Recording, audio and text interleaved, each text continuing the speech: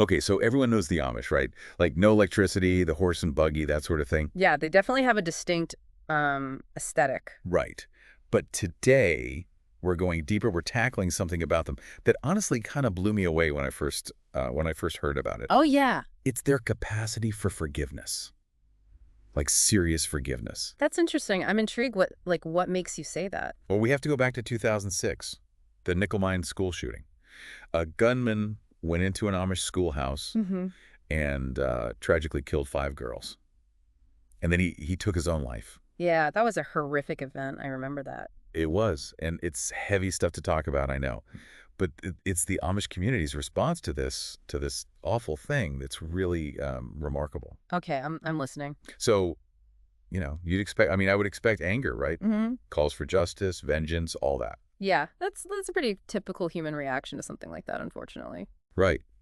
But the Amish, they offered forgiveness Yeah. immediately, unconditionally. They even extended that forgiveness to the shooter's family. Wow.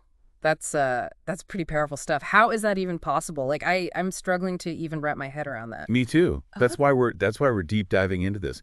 What is it about their beliefs, their worldview, that makes this kind of response, their default? Well, it goes way beyond just, surface level stuff. This forgiveness is like baked into their entire belief system. Oh, okay. So it's not just like saying the words. It's much more than that. Exactly. Their faith, it really emphasizes this idea of releasing resentment. It's about living in alignment with Christ's teachings.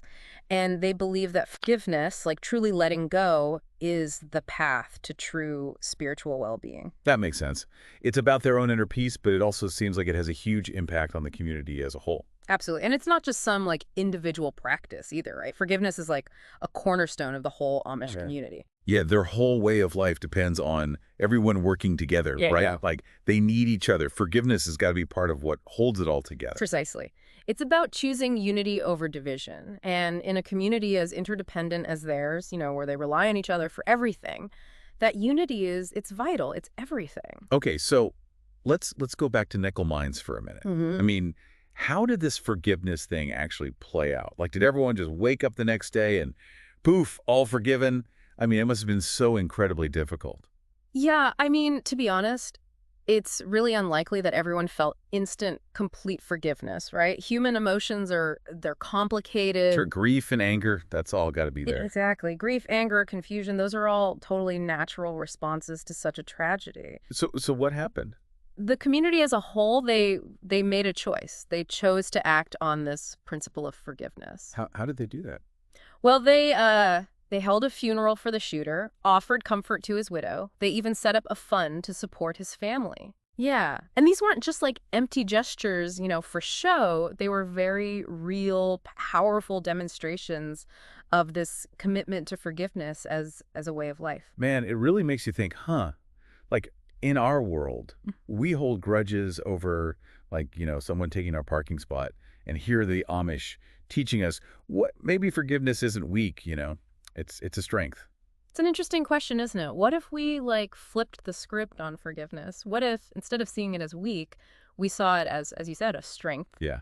And not just, a thing you either have or you don't, but something you can practice, Yeah, like a muscle. exactly. Like a muscle you can train. And the Amish, I mean, they really show us through their actions that it's a choice we can all make. It's a choice. That's a good way to put it. It doesn't mean the pain goes away or that what happened was okay. Right. Forgiveness doesn't erase the wrong, but it can be incredibly transformative for everyone involved, both the person doing the forgiving and, even the person being forgiven and the community around them. It's powerful stuff. It is. I think it's really important to remember, we're not saying the Amish are perfect.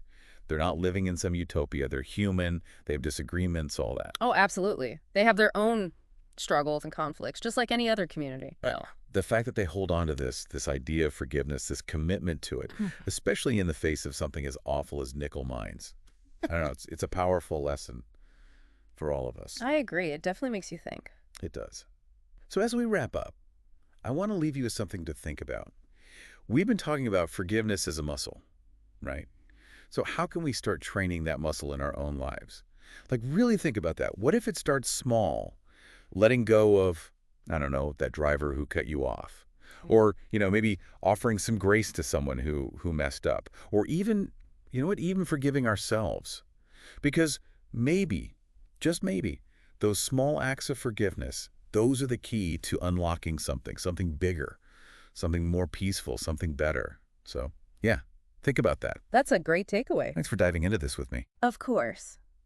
Always happy to talk about forgiveness. It's such a fascinating topic. It really is. Okay, we'll see you next time. See you next time. Bye. Bye.